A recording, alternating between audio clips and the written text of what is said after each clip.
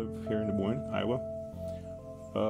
Came as a refugee from Bosnia in 2000, United States. I have 2 children. They were born in Bosnia, but they were raised here in Des Moines. Back in the 90s, we lost our home in Bosnia. My father's farm and everything that we had was burned in one day, burned down. After the war, we literally ended up living in a ruined barracks, some building that was devastated during the war. So my brother and my father fixed it up, and we moved in. And then Bosnian government, local government, came and kicked us out because they would have no rights to stay there. So my brother decided to go and do research about possibility of moving out of the country. I'm from South Sudan. I've been living here in Des Moines for 10 years with my family. I escaped my country because of war. I escaped to Ethiopia. I lived there for 8 years. And then we looked for resettlement to come to United States. Originally from Iraq, Baghdad. I came here, I have a sad story. I lost my 2 brothers there, they get killed in Iraq. The first one, he was killed in 2003, and the second one, he was killed in 2006. Then after a month, I left Iraq, I went to Syria.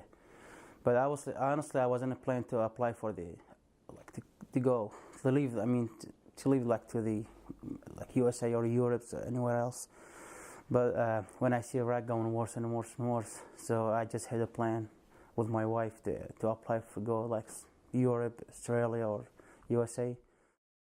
After 2003, my dad get killed, and because he was helping to get to the new police and the new system in the government, and then we get some letters from people we don't know, like we have to move of the town. And when my dad saw these messages, he said, no, I'm not going to leave. And then after like few weeks, he get killed. And then they start with my brother, shot him 6 shots in his back, and he was almost going to die. But he's safe. And my mom decided, and my brother, they decide they're going to move. I came to United States 2007 as a refugee, and I lived in Des Moines, Iowa. Originally, I'm from Somalia, and so I've been here almost since 2007, as I said, September 2007. And I have family, I have a wife and 2 kids. My mom is in Somalia. I was been thinking about visiting Somalia. So right now, there is no way, because he's saying if you leave, you can't come back. If I leave, I have kids. Who's gonna take care of my kids? I have my close family and my mom and my father, brother, sister. I like to go and see them. But today, as what's going on around the world, give me fear not to go anywhere, because I'm afraid. How could I go to see my parents whom I left in South Sudan? So even though they having a situation, there's no any good life for them. So I'm trying to go and see them. Refugees are refugees. Refugees have their own nationality. There's no, I mean, I do understand, they come from different countries, but these people are escaping extreme violence. That was, when it comes especially with Iraq, that we had a lot to do with in starting it. These people lost everything. It affects me personally because I know I was in their shoes. I know when you have nothing and you were promised new beginning, start, and then they turn around and they say, okay, well, forget about it. We won't do it. I can only imagine how that feels. Instead of dividing, though, what's happened over the past few weeks has been quite surreal. All of the protesters, all the lawyers fighting in court to uphold the values of America, all of the people who work every day to make the best place to live for all who inhabit it, Muslims, Christians, Jews, Catholics, Buddhists, atheists, and all the like, have shown me that America will not allow itself to be divided.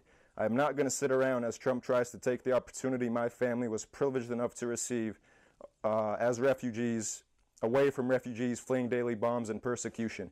I know that millions of Americans are scared because they know this ban does not make us more safe and instead feeds into the hands of the ISIS propaganda machine.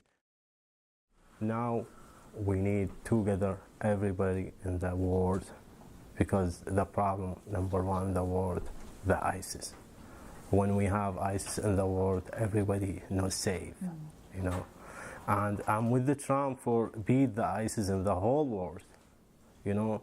If Trump beat the ISIS in the whole world, and if I have citizenship, I'm first I go vote for Trump, you know. Yeah, because this is, I leave my country, because this is why I have a lot of friends die. I have a lot of things, I leave a lot of friends, and I come in here, first day I come in here, I feel the freedom. Now I can speak anything, for religion, for everything, you know. And now I don't have a lot of experience for this country, but I can know for this community because I talk with a lot of customers in my job. I want to know this community, I want to know the people. I find a lot of people here, peace people and kind people, and help me for everything. Now I catch myself frequently thinking about Trump supporters, and now I guess I'm frequently guilty of demonizing the group in particular. But the important thing is to understand their fears and their motivation as well, not just saying they're stupid, they're redneck, they hate. Nobody does things just out of the blue. There must be a root cause of why it's like that, and those root causes could be addressed without demonizing anybody. Just before a few weeks, we get two amazing guys, they get killed. They was serve us in the police, and the one he killed them is not Muslim, is not Arabic. He killed them, it's American, you know.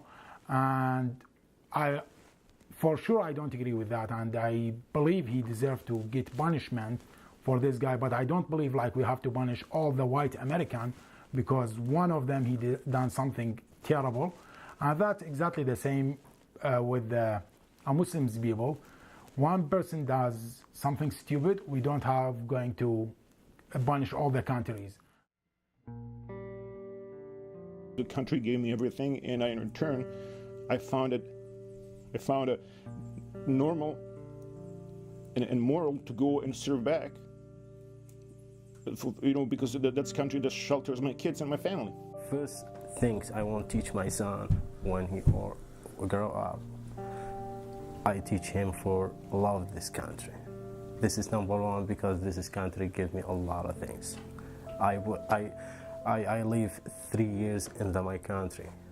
I don't have anything because we have a lot of problem with government and with President Saddam Hussein and with religion, because we have a lot of things to do.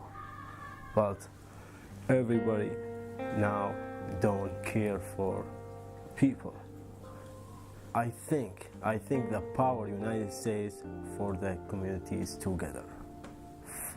If this communities is not together, I think the United States don't have this power, you know?